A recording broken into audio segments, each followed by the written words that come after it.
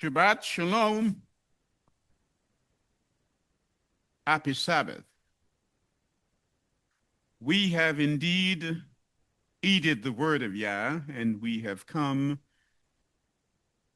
to worship him on this, the Shabbat. This morning, our subject is the Tallawahs redemption struggle. The Tallawahs redemption struggle. The word Tallawah is a patois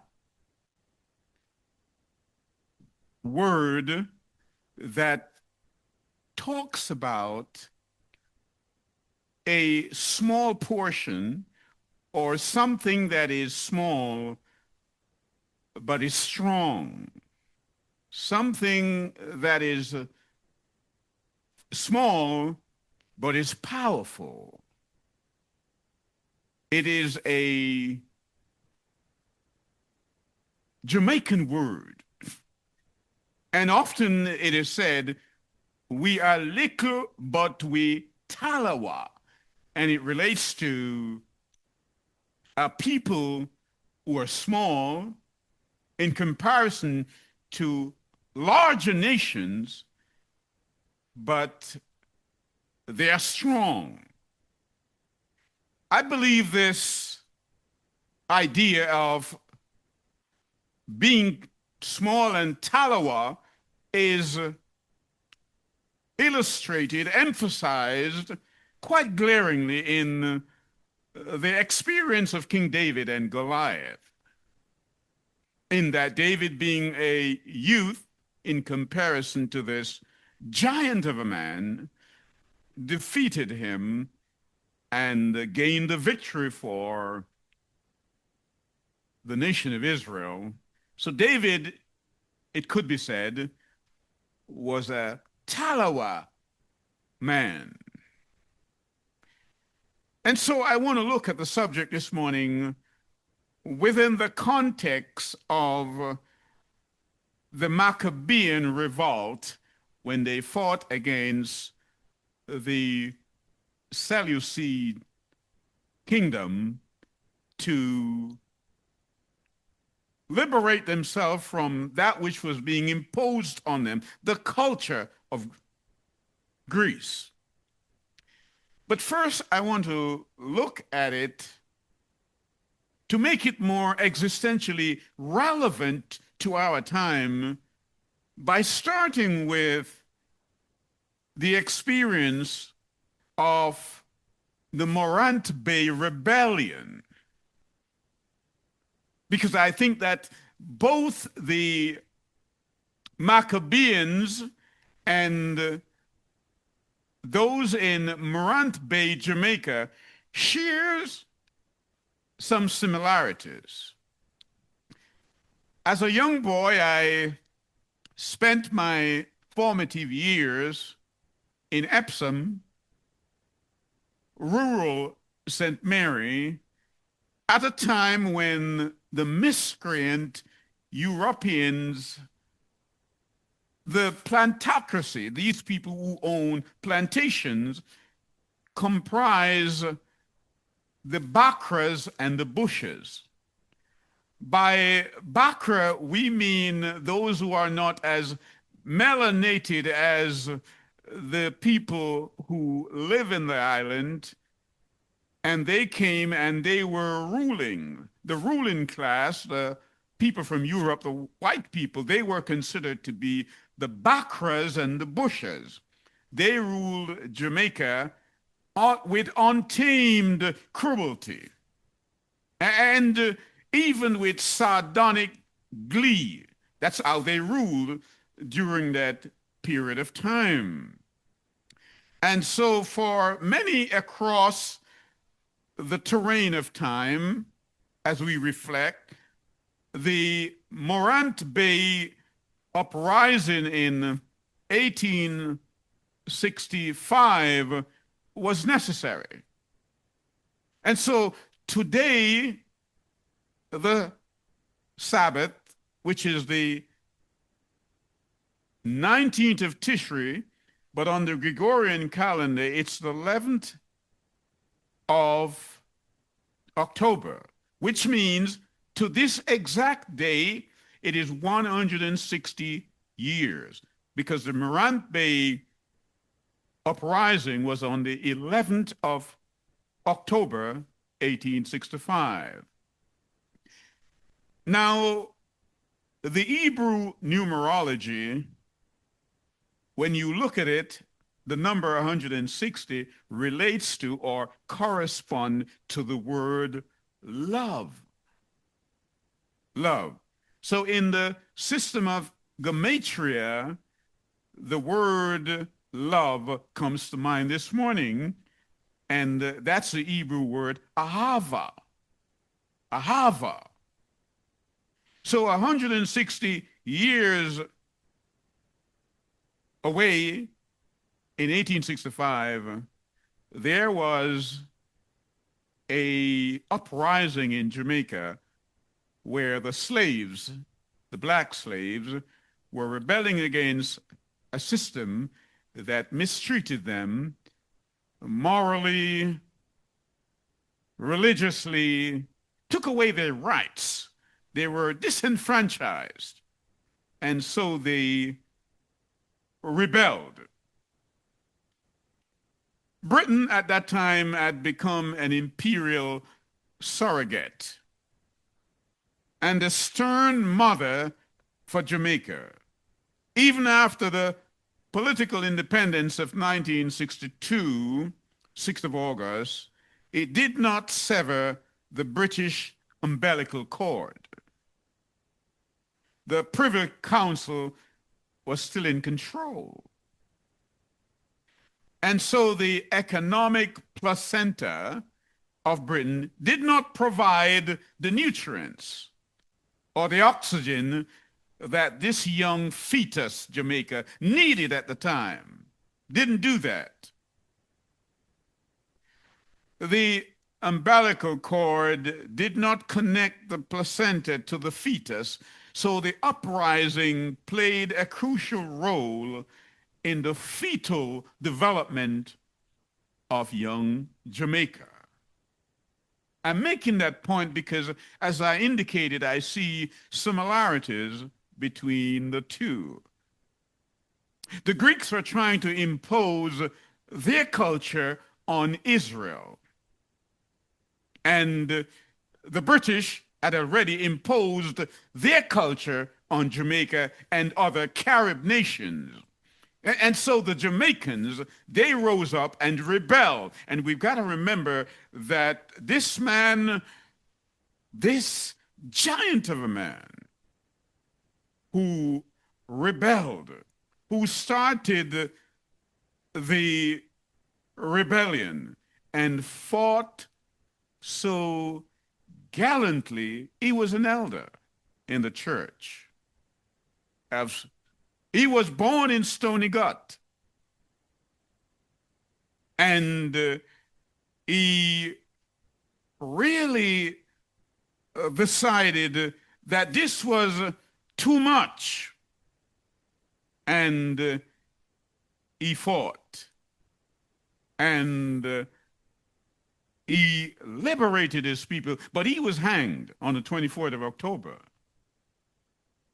And so this morning, we want to make comparison with the two uprisings of the eras, different eras. So let's turn to the book of Zephaniah. Zephaniah. Because I believe that Zephaniah, as you know, is of the same heritage, cultural heritage, as Paul Bogle, in the sense that they are melanated. Zephaniah chapter 2, and we will take verses 4 and 5.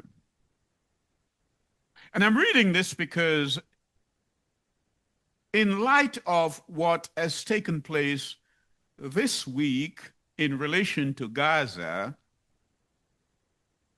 and I think most of the people of the world are well pleased that there is a ceasefire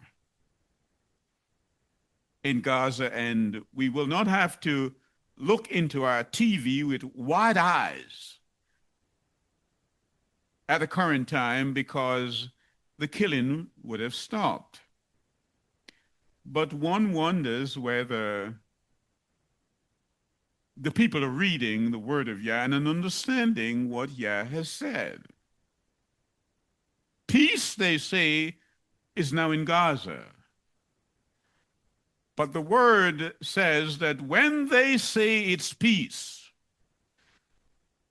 sudden destruction comes up on them. And so it makes sense for us this morning to read Zephaniah. Come with me. And the word says that we take verses 4 and 5. And Gaza, that's the Hebrew name, Gaza, is abandoned, and Ashkelon laid waste. Ashdod is driven out of at noonday, and Ekron is uprooted. Woe to the inhabitants of the seacoast, the nation of Kerethites, the word of Yahweh is against you. O Canaan, land of the Pelishtites, at the Palestinians, that's what the word is saying. And I shall destroy you so that there is no inhabitant. Wow. The word here says that Gaza will be destroyed. And as we go through history, we see that the Babylonians had done that. The Greeks had destroyed them. The Romans had done the same thing. And so when I say that prophecy is cyclical, it's not linear, you can understand what I now mean. That what you see happening here in Gaza, it's not merely political. The word says in the end time, Gaza would be destroyed. And Amos 1, 6 and 7, he said, I will send a fire upon the wall of Gaza, which shall devour its places. So we see here that what happened in Gaza and what is happening is spiritually contextual. We've got to understand that. And then I hear the people say that there is to be a two-state Israel shared, and it seems almost reasonable to people, except when you read the word of Yah. And so I would like to draw your attention, those who are scholars and theologians and others, to the book of Leviticus. And we will take chapter 25 and we will read verse 23. The land shall not be sold forever. For how long? Forever. For the land is mine, said Yahweh, for you are strangers and sojourners with me. The land of Israel, Yah said, is mine. And all who come there, they are simply sojourners and strangers with him. Which simply means that the land is Yah's. And the inhabitants of Israel, and certainly those who will comprise the kingdom of Israel at the end time in the millennium, will be people who have followed the Messiah. It's clear. Everybody is part of that group of sojourners and strangers in Israel because the land is Yahweh. So when we start cutting up Israel and giving one sugared part to one nation and another to another nation, and everybody wants part of that nation, we read in the book of Kings, 1 Kings 21, that's Naboth's vineyard. And nobody can have Naboth's vineyard because it belongs to Yah. So let's look at this Maqqabim situation that took place in about 167, 168 BC. We call the Maqqabim revolt.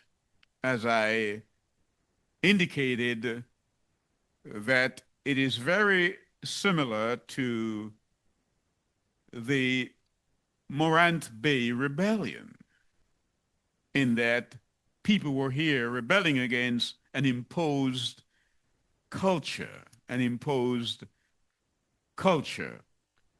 So come with me to the book of Maqqabim, and we will take chapter 1. Chapter 1.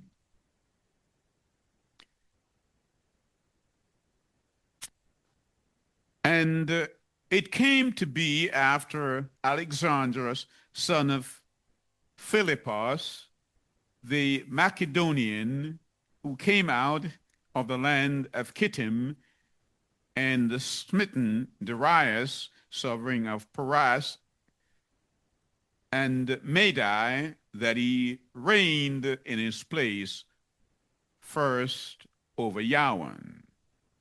Alexander the Great took the Medes and the Persians and reigned over them as the nation of Greece.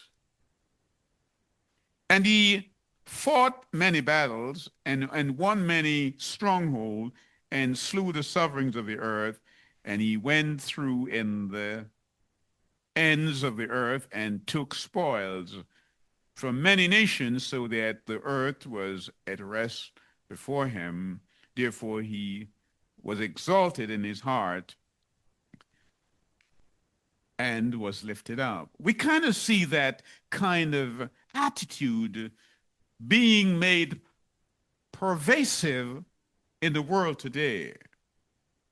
The Alexander's attitude, where people want to control other sovereign nations and take their spoils and rejoice over it, boast that we have conquered, and we can do as we like. So the word says this: Alexander the Great, the son of Philip, became great. Within 80 years, he conquered the whole world. But the Bible says when he was strong, he took sick and he died. Because the breath of man belongs to Yah. It is on loan to him from Yahweh. And we ought to bring Yah glory and not do as we think. Yah is sovereign, and the whole world belongs to him. So this is a object lesson for all of us. Object lesson. When we think of the incorrigible barbarity of the English plantocracy, and the evil that they perpetuated against Jamaicans during slavery and beyond. We take that and we see the same barbarity here against the people of Israel in the period of the Maqqabim. It's the same thing. And so even in this age, 160 years from what took place in Jamaica, it still sends a moral stench to decent nostrils. It does. And we will soon see what the Greeks did to Israel. And so I believe the world owes Jamaica a thank you, which would only be a mild compliment for producing men like Paul Bogle, Marcus Garvey, Sam Sharp. The world ought to say thank you, even as the world ought to say thank you to the Maccabean family. I think so, because when they saw what the Greeks were trying to do, read on, it appalled them. The word says, verse 4, and he gathered a very mighty army and ruled over countries and nations and sovereigns who became tributary to him. And after these events, he fell sick and perceived that he would die. So he called his servants who were honorable and had been brought up with him from his youth, and divided his reign among them while he was still alive. So Alexander reigned 12 years and then he died. 12 years. So in American term, that would be 3 terms. And he died. And after his death, they all put crowns upon themselves and did their sons, as did their sons after them many years, and evils were multiplied in the earth. And a wicked root, a what? A wicked root came out of them, Antiochus, also called Epiphanes, son of Antiochus, the sovereign, who had been a hostage in Rome. And he reigned in the 137th year of the reign of the Yohananites. That's the Greeks.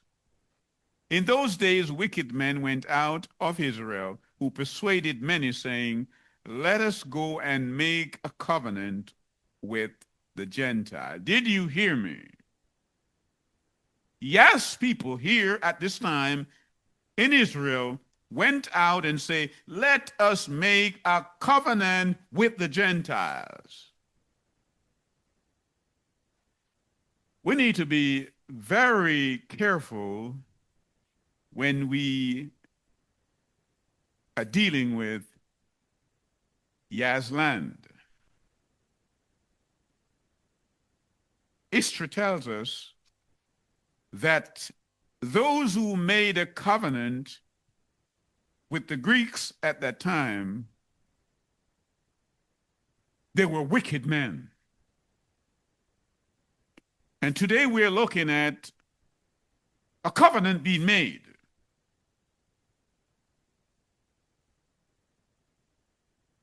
And people are rejoicing. But I wonder if they're reading the scriptures. Let us make a covenant with the Gentiles.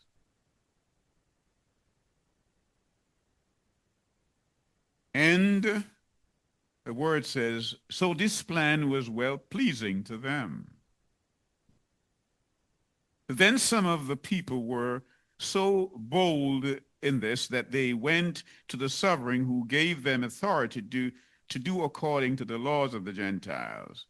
So they built a place of training at Jerusalem according to the customs of the Gentiles, and made themselves as uncircumcised, and forsook the Kodesh covenant, and joined themselves to the Gentiles, and were sold to do evil. Now when the reign was established before Antiochus, he thought to reign over Mitzrayim, that's Egypt, that he might have the rule of two reigns. Therefore he entered into Mitzrayim with a great multitude, with chariots and elephants. The attitude has not changed, has it? Nations are being conquered by that nation because they're powerful. And it's the same thing that happened there. And so he went to Egypt, and the word says in verse 18, and fought against Ptolemaeus, sovereign of Egypt, but Ptolemaeus was afraid of him. Here is another factor here, fear. A lot of people do things today because they might be afraid of that particular leader or that leader, so they just appease the person. It was happening here way back in the time of the Maccabees. But Ptolemaeus was afraid and fled, and many were wounded and slain. Therefore they took the fortified cities in the land of Mitzrayim and took the spoils from there. And after Antiochus had smitten Mitzrayim, he returned again in the 143rd year and went up against Israel and Jerusalem with a great multitude. So you see what is happening here? That as time unfolds, we see history repeating itself because it's a cycle. One country will get up and think, because I have more bombs than you, I have more soldiers than you, I have more Exocet missiles, I have more torpedo ships, whatever the weaponry is, I have it more than you, so I can take your country and you become a vassal to me. It's happening now, even as it happened then, and nobody is standing up. Because there are few Tallawahs. That's what is happening. We're talking about in St. Thomas, there were only about 300 people, 300 to 400, who decided we would stand with Paul Bogle, a Baptist minister. We will stand with him against the might of British Army. That's what they said. But it was a principled response to stand. The Maqqabim said the same thing years earlier. We're going to stand against the mighty Seleucid army. And they fought. Judah Maccabee, his name, a nickname they called the Amma. He said, are we going to watch this? and not do anything?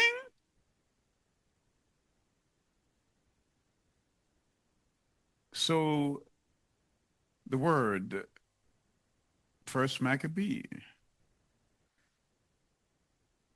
the word says in verse 21, and he entered proudly into Mikdash. He went into the temple and took away the golden altar and the lampstand of light and all the utensils and the table of the showbread. Well, you know exactly where he's at. He's in the first apartment of the temple. We're dealing here the 2nd century. This is the second temple. And this is the 2nd century.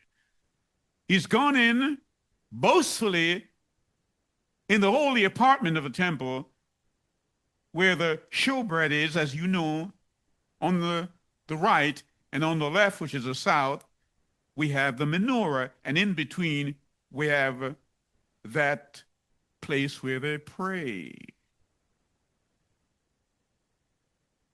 The altar of incense. Who dare him? Who dare Antiochus to do that? But then we have to ask the question, because this is not the first time this has happened. We read in Daniel chapter 5 that the same thing happened in the first temple when Nebuchadnezzar had taken out the same vessels and brought them. This was the temple that King Solomon built. This is the second temple, and the same thing is happening again. Prophecy is a cycle. It's not linear. And so it calls into question, why is this happening in the temple? It says something about the people. Well, we know in Solomon's temple, according to the 9th chapter of Ezekiel, that certain things were happening in the temple that offended Yah. We know that. And here again, we see the same thing happening. They took the vessels. Let's read it again for emphasis. And he entered proudly, verse 21, into the Mikdash and took away the golden altar and the lampstand of light and all its utensil and the table of showbread and the bowls for pouring and the vessels and the gold fire odors and the veil and the crown and the golden ornaments that were before the echo, all which he pulled off. He also took the silver and the gold and the precious vessel. He also took the hidden treasures which he found. And when he had taken all away, he went to his own land, having made a great slaughter, and spoke very proudly. Where do we hear such insolence today? Almost everywhere you go, you hear people speaking proudly, arrogantly.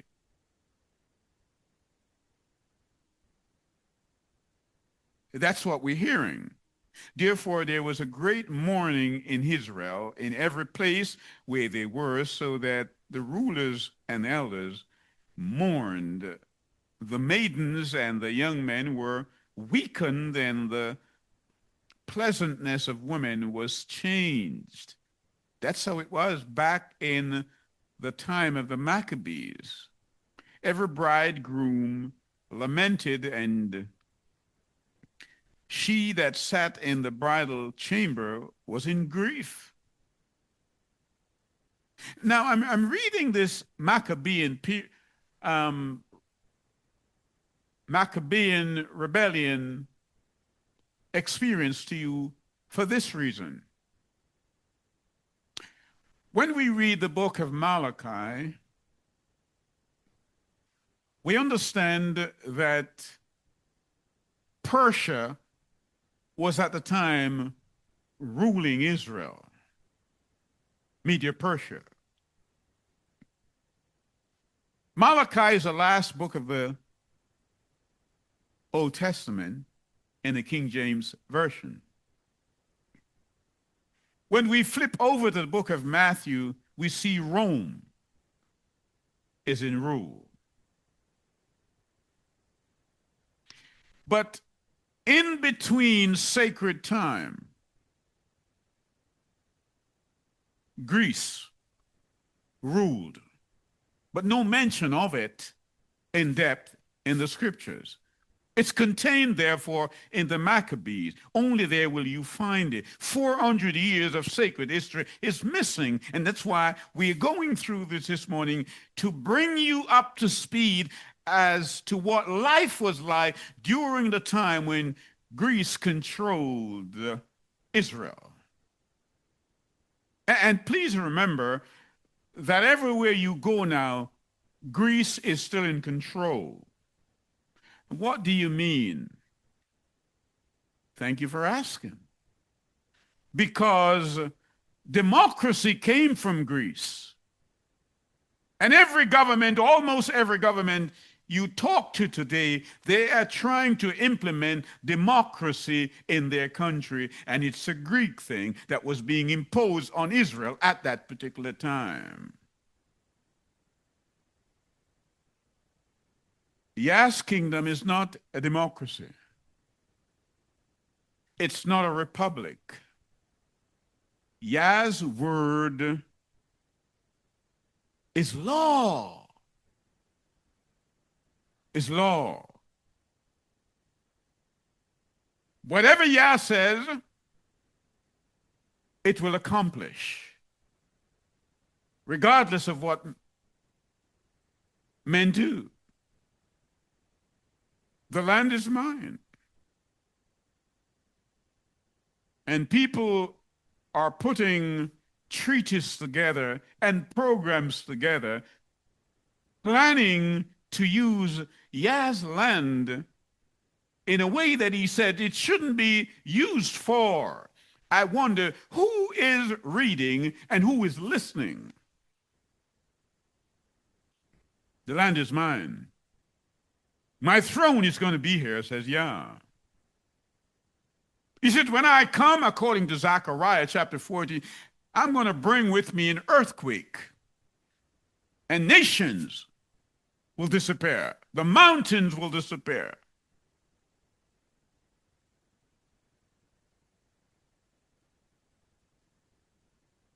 That's what will happen. And so the word says, there was a great mourning during this time. And after a full 2 years passed, the sovereign sent his chief tax collector to the cities of Yehudah, who came to Jerusalem with a great multitude, and spoke peaceable words to them, but all was deceit. Did you hear me? It was deceit. They spoke peaceable words. Let's make a treaty. But it was deceit. For when they had accepted him, he fell suddenly upon the city and smote it greatly and destroyed many people of Israel. When they say it's peace and safety, sudden destruction comes up on the people. And when he had taken the spoils of the city, he lit it on fire and pulled down the houses and its walls around. But they took the women and children captive and took possessions of the cattle. Then they built the city of David with a great and strong wall and with mighty towers, and made it a stronghold for themselves. And they put a sinful nation in it. That's what the word says. They put a sinful nation in it, wicked men, and strengthened themselves within. They also stored it with weapons and food. And when they had gathered together the spoil of Jerusalem, they laid them up there, and so they became a great snare. Verse 38.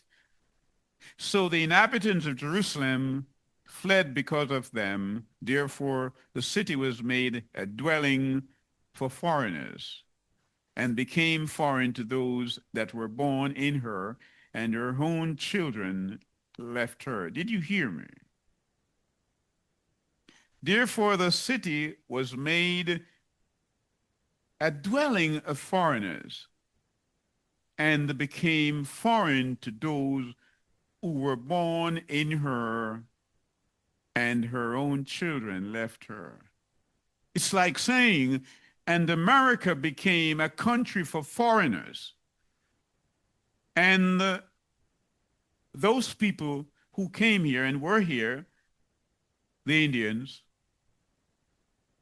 and the slaves who were brought here, the black slave, to them it became a country of foreigners later who came from Europe. Nothing has changed. Prophecy is a cycle. It's repeating itself. If only the people could see that they are the subject of the prophecy.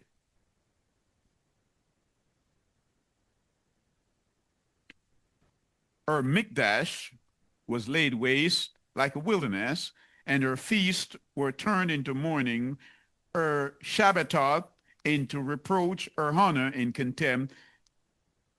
As had been her esteem, so was her dishonor increased, and her excellency had turned into mourning.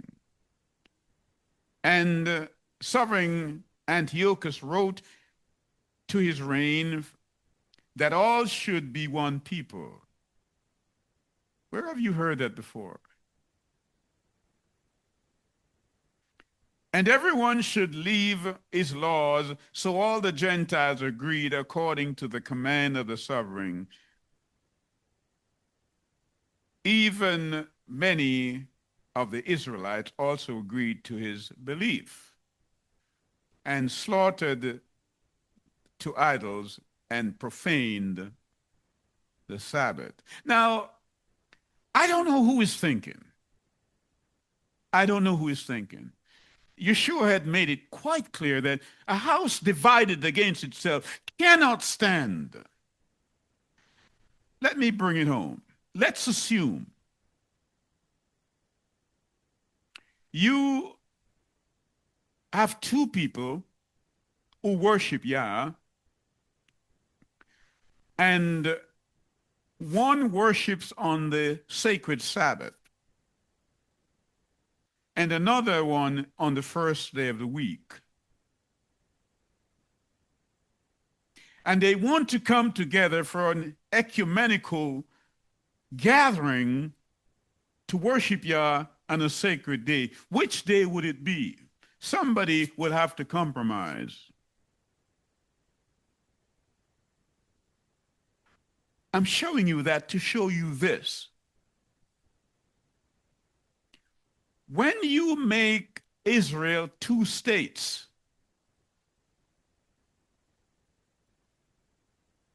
and one state says, this is our rules, and the other state says, these rules are ours, you have divided a nation that Yah said should not be touched. The land is mine, and I make the rules. This is where my throne is going to be. Of course, everybody is saying, we're Abraham's children. Christianity said, we are Abraham's children. Judaism said, we are Abraham's children. Islam said, we are Abraham's children. Yah in Galatians 3, in verse 29 said, if you be in Yeshua, then, and only then, are you Abraham's seed. Yeshua had this same conversation with some people that people are now having in the United Nations. They said, we're Abraham's children. Yeshua said, if you were Abraham's children, you would do what Abraham did. And so we're seeing that this Antiochus, what he did, he went into the temple and he desecrated the temple by slaughtering a swine on the altar, a swine, and putting up an idol of Zeus in the temple, desecrate the temple. And Judah Maccabee, the son of Matthias and his four brothers, they decided we're not going to tolerate it, and they fought. And they fought. There are no Maccabees in the churches today, it seems.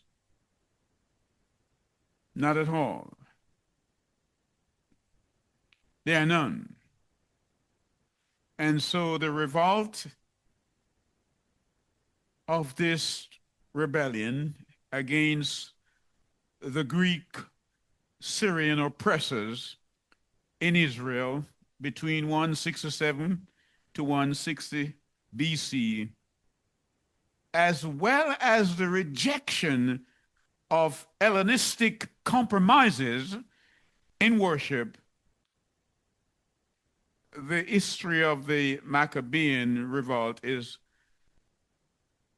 to be understood in the context of what's happening even now. No one is complaining about anything. It's all right. That's your church, and that's my church, and everything goes. No. No. Yah says, the earth is mine, and I set the laws. And so concerning the chapter in Daniel we call chapter 8, where Daniel had a vision, come with me there. We see a ram with two horns, and we see a he-goat coming from the west. We don't have to read through it because we well know it. The ram there with two horns, one higher than the other, that's Media Persia. Media and Persia. That's the same power that had dethroned Babylon. But now Daniel has a vision. He sees an he-goat coming from the west with a notable horn. That's the same Alexander the Great that we've been talking about here. And so it says, when he was strong, because he died at about age 33, the great horn was broken, and you got to understand the symbolism to understand what is happening here. For it came up four notable ones, these are his four generals, towards the four winds of the heaven. Again, we already know what took place in chapter 7. And so the he-goat ransacked the ram and took over. And of course, we had Ptolemy, who took Egypt. We had Lysimachus, and we have Seleucus, and so on and so forth. And there were four different rulers that came out of Alexander's kingdom, and we are told that a little horn came up out of them, which is Antiochus, who desecrated the temple. I want to make this point, though, that as I indicated earlier, that in chapter 5 of Daniel, we read about Belshazzar bringing out the vessels and drinking wine, Babylon wine, out of them, and it offended Yah to the extent where he lost his life that night. We see here again in the second temple where Antiochus took the vessel out. Remember, the physical always comes out or comes before the spiritual, always. So in the last part of this prophecy, the ultimate fulfillment of it will not necessarily be physical vessels or material vessels, but it will be human vessels. Come with me to 1 Corinthians chapter 3 and verse 16. Know ye not that ye are the temple of Yahweh? You know what? You are the temple of Yahweh, and that the Ruach dwelleth in you. You are the vessel. Paul himself was made a vessel. And so it is not so much physical vessels that are being polluted today, but they're human vessels in the church, polluted. Because the word says they are the temple, and the law is placed in their heart in the same temple. So when we do things that offend Yah, we have done no worse, no better than what Antiochus did to the physical temple. And some people are their own Antiochus. They defile their own temple. That's what's happening. We've got to understand as the prophecy unfolds that the emphasis here is not on the physical bricks and mortar, it's on the fleshly people, the temple that houses the Ark of the Covenant.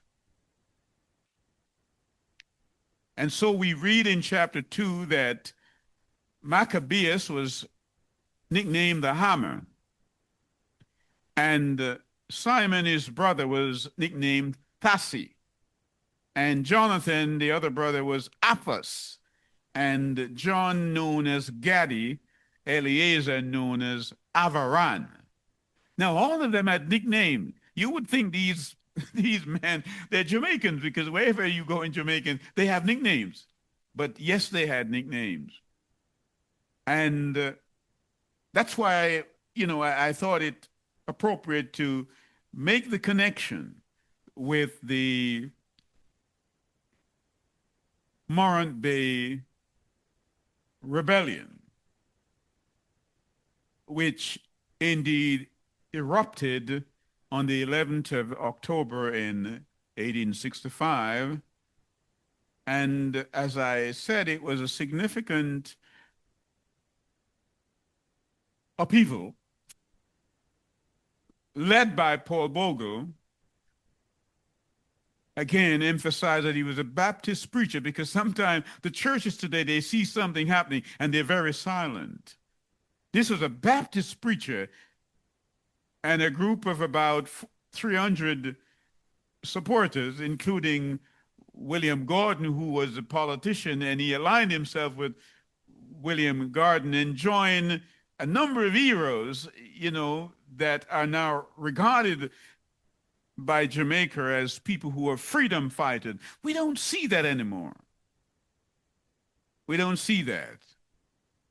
And so this rebellion was ignited by ongoing inequalities faced by African Jamaicans, Al-Kibulan Jamaicans, following their emancipation in 1833, where the privileges of citizens remain largely inaccessible to them. Interesting. And so Paul Bogle was pushing back. And so we must appreciate his sobriety and courage. We've got to appreciate that, even as we appreciate what the Maccabees did. And so out of this experience, after the Maccabees took on the Greeks and won, from that we get that period of time that we celebrate every year, we call Hanukkah. Because after they rededicated the temple, we're told they only had oil for one night and it ran for 8 nights. Hanukkah. And so let's close on this. Come with me to the book of Yohanan. The book of Yohanan, and we will look at chapter 10.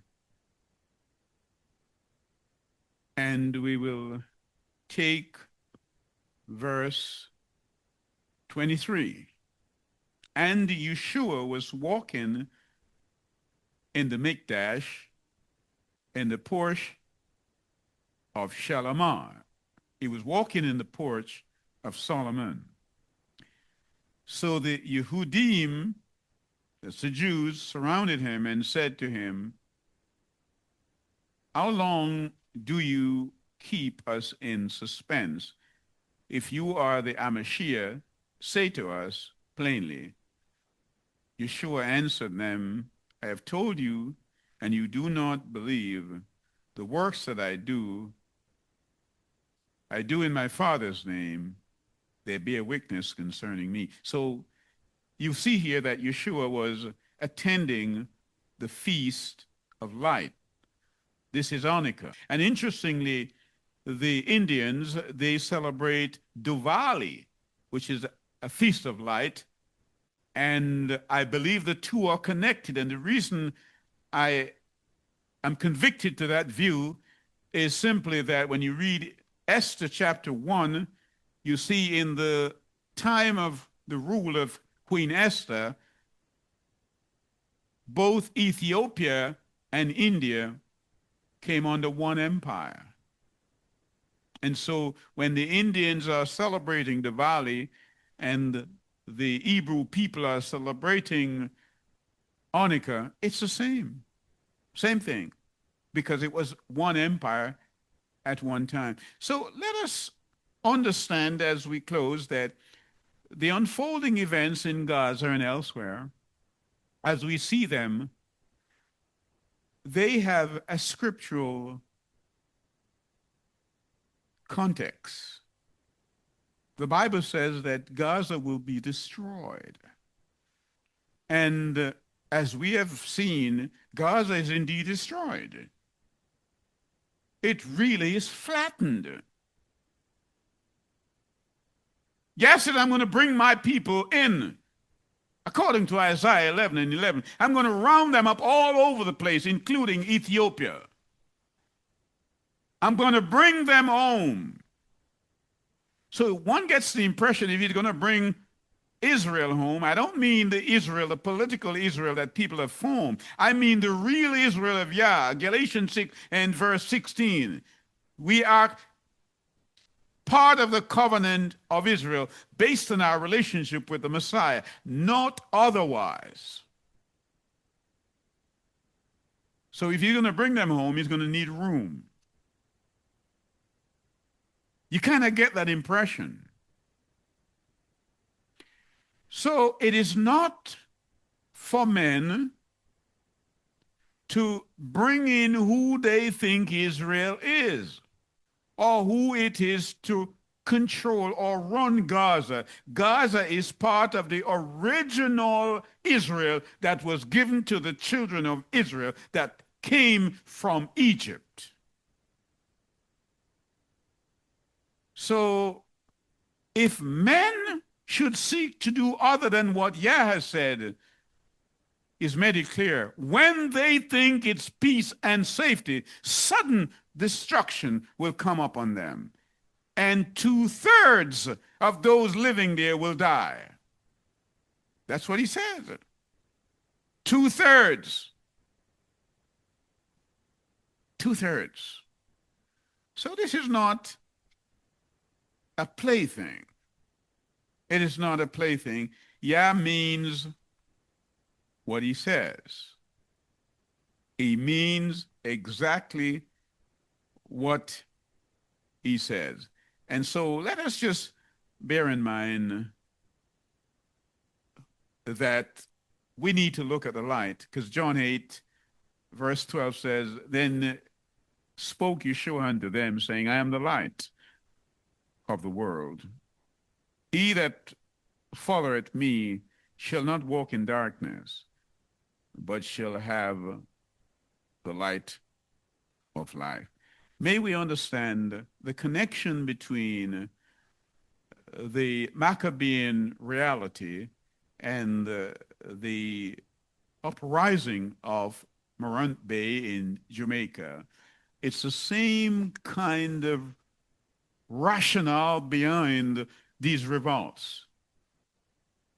And the thing is this, that we're still in the struggle for redemption. This time, the struggle is against sin. May we understand that, because we have read and we've understood the word of Yah. In Yeshua's name, we ask these things. We ask for victory. In his name, amen.